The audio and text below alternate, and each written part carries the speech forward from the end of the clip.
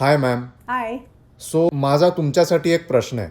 तुम्ही कधी सोसायटीच्या प्रेशरखाली आला होतात का? आणि जर आलात तर ते कसं तुम्ही हँडल केलं किंवा कसं तुम्ही फेस केलं? ऑफकोर्स आले होते.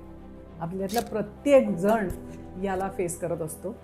आणि आमच्या क्षेत्रामध्ये घरच्यांचं काही म्हणणं असतं, शेजारच्यांचं एक म्हणणं असतं, आणि हे सगळं ना इमेजशी सुद्धा रिलेटेड असतं. मग प्रोफेशनल काही ठोकताळे असतात, साचे असतात, प्रेक्षकांनी तुमच्याकरता साचे बनवलेले असतात, तुम्हाला ते साचे तोडून वेगळं काहीतरी करायचं असतं. ह्याच्यामुळे अपेक्षा मॅच होत नाहीत, आणि ज्या वेळेला अपेक्षा मॅच होत नाहीत त्यावेळेला you always feel the pressure.